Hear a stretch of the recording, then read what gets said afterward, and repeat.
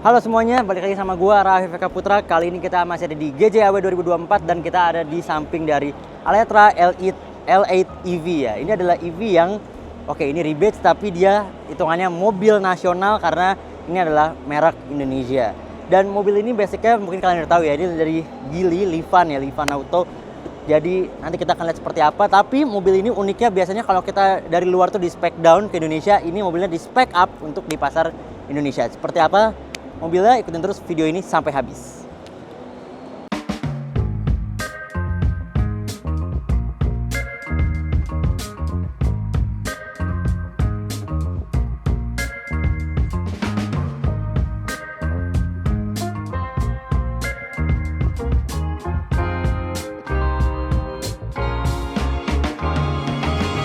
Kalau kita lihat dari depan ya, ini dari lampunya ini langsung kelihatan ada logo Geely di sini. Jadi kelihatan ada kalau ini mobil rebadge gitu ya. Jujur aja gue desainnya bukan selera semua orang mungkin ya. Kalau gue pribadi kurang masuk desain depannya, entah kenapa kayak jenong gitu ya. Tapi sebenarnya masih acceptable dan ini dari lampunya dia ada tulisan Geely seperti ini. Jadi kelihatan banget kalau dia rebadge, harusnya mungkin bisa, karena dia udah effort ya mobil ini tuh kalau nggak salah dipanjangin 10 cm, kemudian beberapa spec up seperti dikasih ambient light, kemudian juga interiornya beda, lebih gede, infotainment sistemnya, dan velgnya juga lebih besar. Harusnya mungkin sedikit tambahan effort nih bisa diganti logo Geely-nya gitu ya. Tapi nggak masalah, di depan sini dia, nah kalau yang warna putih ini nggak belang guys. Kemana ada display warna hijau tuh dia agak belang gitu warnanya. Kalau yang ini putih dia aman, dan di tengahnya dia ada port chargingnya yang bukanya agak effort. Nah mungkin harus, agak effort. Tapi ini tengah sini port charging, dia udah bisa fast charging CCS 2. Dan dia udah ada kamera 360 juga, serta dia ada chrome yang memanjang dari ujung sana sampai ujung sini gitu ya.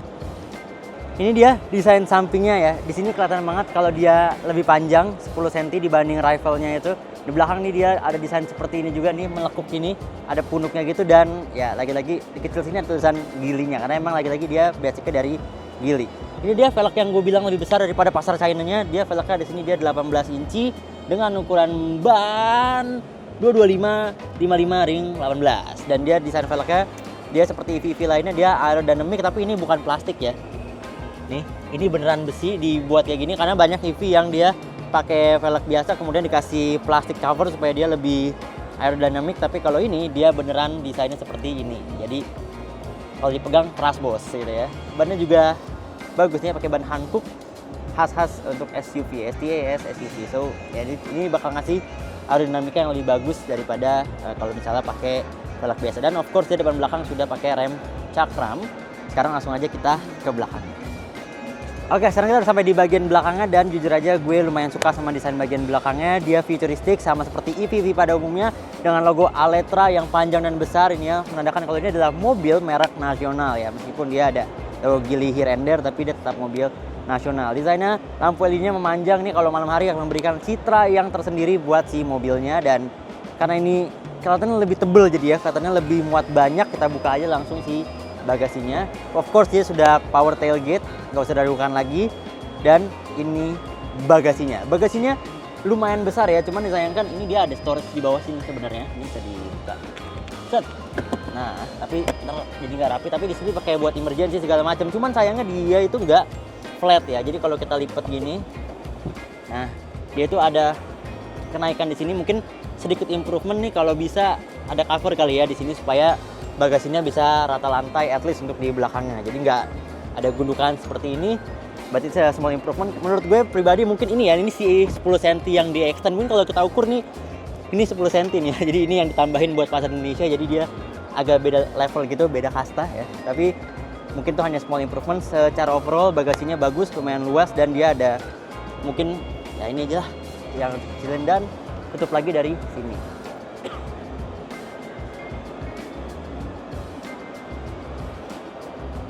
Of course ini ada kamera juga karena dia sudah ada kamera 360 sama kayak di depan dan di spionnya.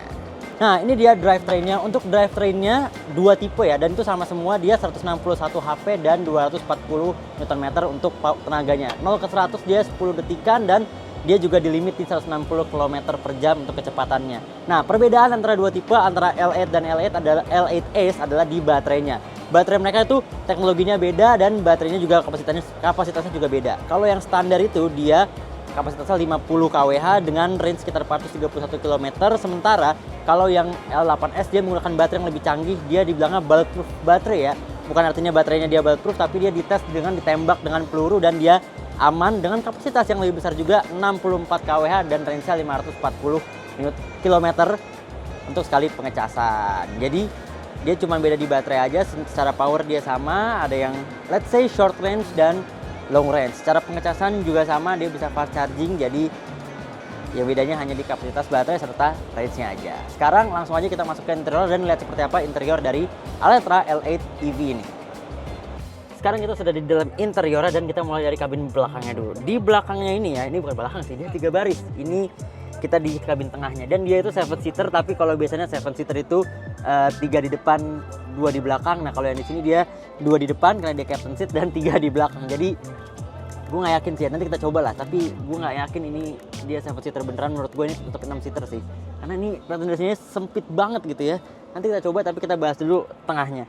Ini dia captain seat ya, tapi sayangnya dia kalau gue banyak buka captain seat tuh biasanya dia ada kayak kayak gitu, dia bisa nahan supaya kalau kita ini gimana sih cara ininya nih, kalau kita rebahin ini dia bisa kita adjust dan dia ngikut. Tapi kalau ini enggak, sayang sekali dia fix di sini, jadi dia kalau kita rebahin dia ngikut, dan kalau kita majuin dia ngikut juga, nggak bisa kita giniin, jadi dia fix. Untuk legroom ya, tinggi gue 170 cm, ini legroomnya cukup banget ya, karena dia memang lebih panjang juga dari rivalnya BYD M6, dan ini udah space-nya udah posisi gue nyetir gitu ya.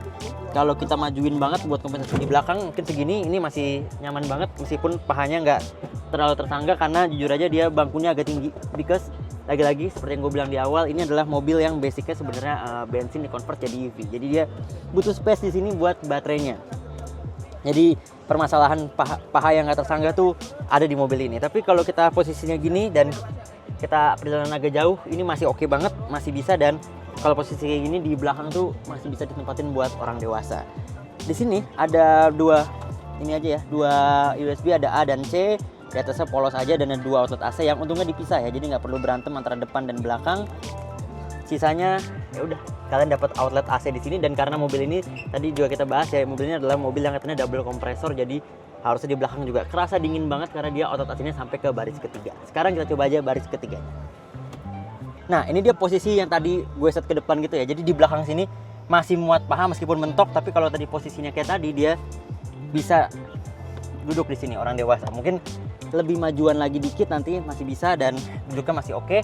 Tapi jujur aja ini ya sempit lah, ini baris ketiga ya, meskipun dia lebih panjang tapi tetap sempit.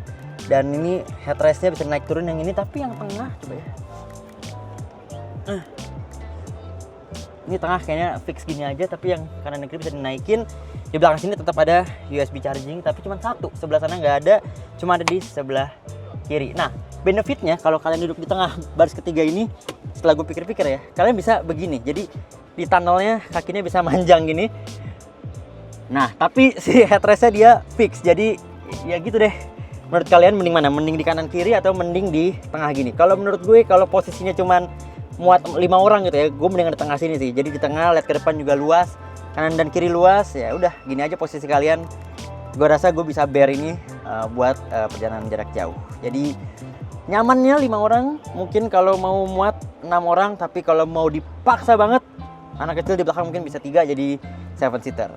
Ya sekarang kita udah di bagian depannya dari Aletra L8 EV ini ya. Dan kalau soal desain ya, kalau kita bandingin sama kompetitornya yang digaung-gaungkan, gue sebenarnya pribadi untuk interior ya, gue lebih suka desain di dalam sini. Kenapa? Karena ini desainnya tuh kayak ada American style gitu ya, terutama di tengah sini. Entah kenapa somehow gue mengingatkan sama ke Amerika-Amerikaan gitu lah, kayak Cadillac gitu, somehow gue merasanya gitu ya. Apalagi ini wood panelnya, terus yang paling penting dia ada tombol AC fisik yang ada di sini nih. Ini semuanya fisik, bisa dipencet dan nggak perlu nyari-nyari di sini. Jadi meskipun di sini ada juga ya, tapi di sini ada shortcutnya dan lebih reachable daripada kalau harus lewat si entertainment system ini. Entertainment systemnya juga dia lebih besar dari versi aslinya. Jadi dibanding si Livannya ya, ini tuh banyak penambahan kalau di interior tuh dia ini lebih luas, jadi 12 inci, serta dia ditambahin ambient light dan dia udah water charger yang 50 watt juga, serta ada pendinginnya di sini.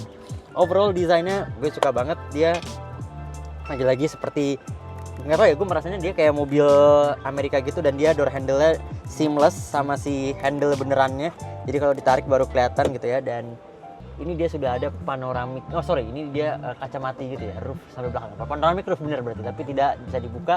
Dan tadi gue notice dia ketika ditutup dia agak berisik gitu ya, kayak motornya tuh di sini rasa berisik dan dia bergetar gitu ya, drrrr gitu.